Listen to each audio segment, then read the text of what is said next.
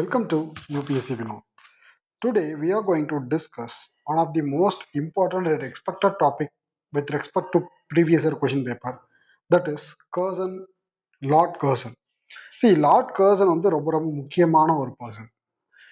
மற்ற governor generals விட்டுட்டு இவரை மட்டும் ஏன் ஃபோக்கஸ் பண்ணி கொஷின் வந்திருக்குன்னா, ரொம்ப சிம்பிளா ஒரே வார்த்தையில சொல்லிடலாம். இன்னைக்கு இந்தியா and பாகிஸ்தான் புரிஞ்சதுக்கு முக்கியமான ஒரு விதையை வந்து போட்டது லார்ட் கர்சன்.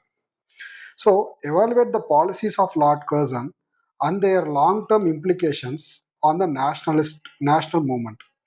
ஸோ நேஷ்னல் மூமெண்ட்டை கட்டுப்படுத்துறதுக்காக லார்ட் கர்சன் வந்து போடப்பட்ட ரூல்ஸ் அண்ட் ரெகுலேஷன்ஸ், லா, இது எல்லாத்தையுமே டிஸ்கஸ் பண்ண சொல்லியிருக்காங்க. C Lord Curzon introduction. Lord Curzon serving as a viceroy from 1899 to 1905 epitomized imperial patriotism driven by explicit belief white man supremacy. His policies unintentionally converted India's moderate elitist protest into aggressive mass-based nationalism. So, first Lord Curzon. Lord Curzon பத்தின ஒரு introduction. Lord Curzon serving as a viceroy from 1899 to 1905 epitomized imperial paternalism driven by explicit belief in white man's supremacy. His policies unintentionally converted Indian moderate elitist protest into aggressive mass-based nationalism. See, அதாவது partition of Bengal அப்படிங்கிறது it is a key. அந்த பெங்காலை partition பண்ணதுக்கு அப்புறம் தான் அந்த Indian national movement அப்படிங்கிறது it get fire. So அப்போதான் அது வந்து பார்த்தீங்கன்னா கொஞ்சம் இன்டென்சிஃபைடாக மாறுது. ஸோ அதுக்கு பேஸ் யார் அப்படின்னா lord Curzon.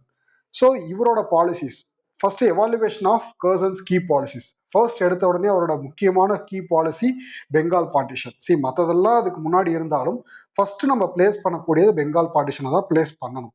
So divided the provinces on religion lines to fracture nationalist unity under the guise of administrative convenience.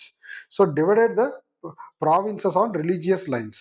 So உங்களுக்கு தெரியும் பெங்கால் பார்ட்டிஷன் அப்படிங்கிறது ஹிந்து முஸ்லீம் தனித்தனியாக பிரிக்கிறதுக்காக, மீன்ஸ் ஹிந்து அண்ட் முஸ்லீம்ஸை யுனைட் பண்ண விடக்கூடாது, விட்டா இவங்க ரெண்டு பேரும் ஒன்றா சேர்ந்தா ஸோ நேஷனல் மூவ்மெண்ட் இன்னும் ஸ்ட்ரென்தன் ஆகிடும். டிவைட் அண்ட் ரூல் பாலிசியை தான் வந்து பார்த்தீங்கன்னா எப்பயுமே பிரிட்டன் வந்து ஃபோக்கஸ் பண்ணிட்டு இருந்தாங்க. அதில் Bengal partition is one of the key initiative, one of the key policy, not in initiative, key policies. So divided the provinces on religious lines. Divided the provinces on religious lines. So first of all, என்ன point? Divided the provinces on religious lines to fracture nationalist unity. நம்மளோட யூனிட்டியை வந்து develop பண்ண விடக்கூடாது under the guise of administrative convenience.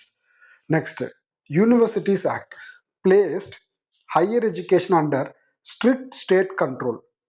Placed higher education under strict state control to suppress anti-colonial political activism among students. Education சிஸ்டத்தை வந்து பார்த்தீங்கன்னா university act மூலயமா அவரோட கண்ட்ரோலில் வச்சுக்கிறாரு. அது மூலயமா anti colonial political activism among the ஸ்டூடெண்ட்ஸை வந்து கண்ட்ரோலில் வச்சுக்கிறாரு. So he suppressed. ஸோ அவர் வந்து என்ன பண்ணிடுறாரு? சப்ரஸ் பண்ணிடுறாரு anti colonial political activism among the ஸ்டூடெண்ட்ஸை. ஸோ இது மூலயமா யூனிவர்சிட்டி ஆக்ட்ஸ் மூலயமா. Calcutta Corporation Act 1899 drastically reduced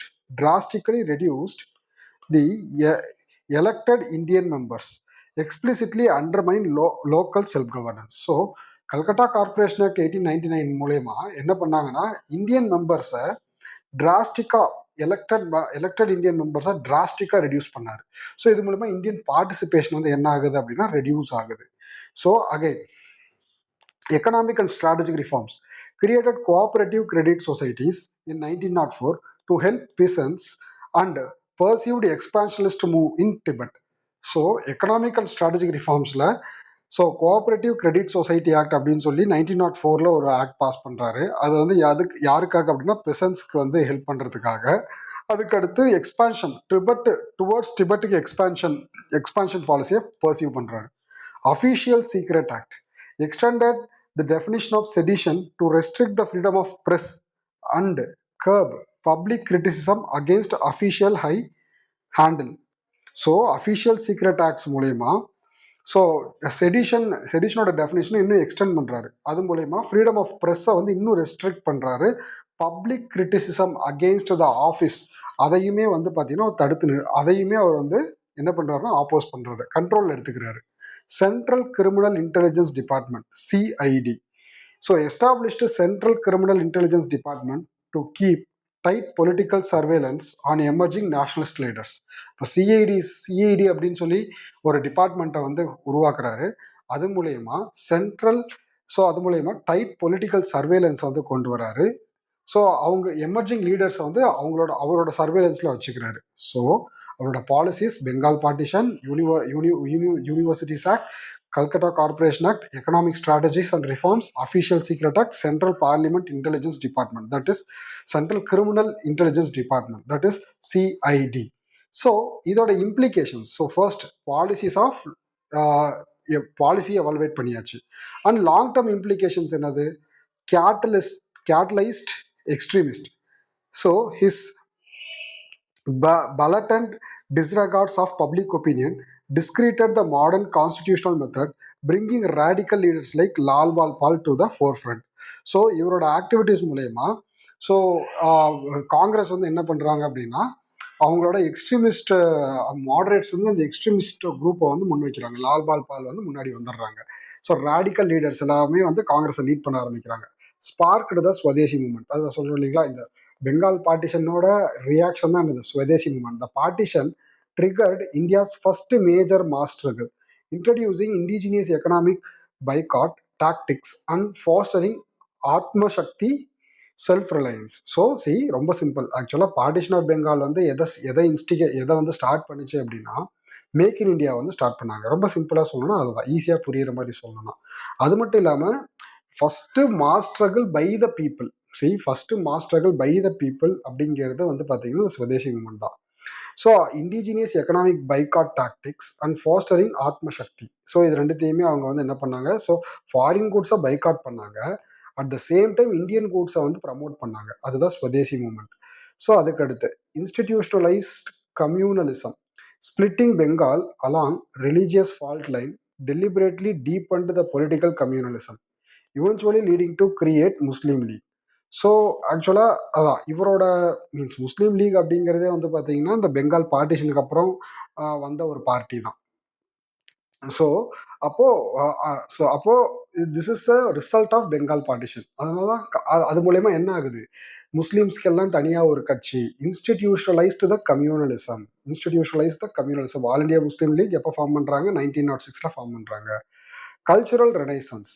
so his high-handedness backfired into revival of national pride, inspiring patriotic art, vernacular literature, and historical perseveration. So இவரோட activities மூலயமா திரும்பவும் வந்து பார்த்தீங்கன்னா அந்த நேஷ்னல் ப்ரைடை வந்து எல்லாருமே யூஸ் பண்ண ஆரம்பிச்சிட்டாங்க. பேட்ரியாட்டிக் பேட்ரியாட்டிக் ஆர்ட்ஸ் எல்லாமே வர ஆரம்பிச்சது. வெர்னாகுலர் லிட்ரேச்சரும் டெவலப் ஆக ஆரம்பிச்சது. So enlarge the social base. The anti-partition agitation successfully brought women, students, urban workers into active street politics. So எல்லாருமே இறங்கி வேலை எல்லாருமே வந்து பார்த்தீங்கன்னா ஒரு காமன் காஸ்னால ஒன்று சேர்ந்து அதுக்கு அகெயின்ஸ்டாக போராட ஆரம்பித்தது ஃபர்ஸ்ட் இவரோட பெங்கால் பார்ட்டிஷனால தான். ஸோ அது ரிவோக் பண்ணுறதுக்காக தான் அவங்க எல்லாம் போராடினாங்க. ஸோ அது எப்படி கன்க்ளூட் பண்ணுறாங்க, Curzon's aggressive imperialism accelerate the absolute collapse of British rule in India. So இவரோட அக்ரெசிவ் இம்பீரியலிசத்தினால தான் அவரோட இம்பீரியலிசம் பாலிசினால தான் பிரிட்டிஷோட ரூலே இந்தியாவில் கொலாப்ஸ் ஆச்சு அப்படின்னு சொல்கிறாங்க. So evaluate the policies of Lord Curzon and their long term implications. Lord கர்சனோட பாலிசிஸ் எவாலுவேட் பண்ணணும். ஸோ எப்படி ஃபர்ஸ்ட் ஒரு இன்ட்ரோடக்ஷன், அடுத்து அவரோட policies Bengal partition, universities act, Calcutta corporation act, economic strategic reform, official secret act, central criminal intelligence department. So Bengal partition act மூலயமா இப்போ பெங்காலை divide பண்ணுறாரு. யூனிவர்சிட்டிஸ் ஆக்ட் மூலயமா எல்லா அதாவது anti British pro nationalist groups எல்லாமே கையில் எடுத்துக்கிறாரு, கண்ட்ரோலில் வச்சுக்கிறாரு. கல்கட்டா கார்பரேஷன் ஆக்ட் மூலயமா இந்தியன் எலெக்டட் மெம்பர்ஸை வந்து ரெடியூஸ் பண்ணிடுறாரு. எக்கனாமி அப்படின்னு சொல்லி பார்க்கும்போது கோஆப்ரேட்டிவ் கிரெடிட் சொசைட்டி, இது ஒன்று தான் வந்து நல்லது. ப்ரெசன்ஸ் பீசன்ஸ்க்கு வந்து பார்த்தீங்கன்னா இப்போ ஹெல்ப் பண்ணுறதுக்காக credit cooperative society, official secret acts, இது மூலயமா செடிஷன் அடுத்த வெர்ஷன், அதாவது ஃப்ரீடம் ஆஃப் ஸ்பீச் அண்ட் எக்ஸ்பிரஷனை இன்னும் கர்ப் பண்ணுறாரு. Central criminal intelligence department, so இது மூலயமா வந்து பொலிட்டிக்கல் சர்வேலன்ஸில் வச்சுக்கிறாரு. லாங் டேர்ம் இம்ப்ளிகேஷன், ஸோ இது மூலயமா என்ன ஆகுது, எக்ஸ்ட்ரீமிஸ்ட் வந்து அவங்க அவங்க அவங்களோட மெத்தட் வந்து பார்த்தீங்கன்னா ரேடிகலைஸ்ட் மெத்தடாக மாறுது. ஸ்வதேசி மூமெண்ட்டு, அதுக்கடுத்து கம்யூனலிசம். ஸோ இவரோட பாலிசினால தான் வந்து பார்த்தீங்கன்னா முஸ்லீம் லீக் அப்படின்னு ஒரு க கம்யூனிட் மீன்ஸ் ஒரு ரிலீஜியன் பேஸ்டு பொலிட்டிக்கல் பார்ட்டியே ஸ்டார்ட் ஆகுது.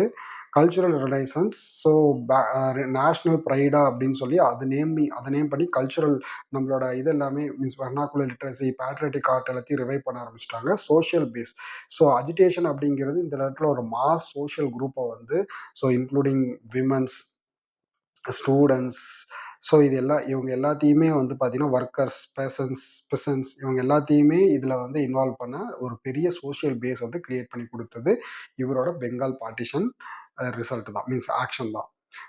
கர்சன்ஸ் aggressive imperialism accelerate the absolute collapse of British rule in India. So ரொம்ப simple. So this is modern India question. So கண்டிப்பாக இது உங்களுக்கு ஹெல்ப்ஃபுல்லாக இருக்கும்னு நினைக்கிறேன். Thank you. Keep following UPSC Vinod. Keep supporting.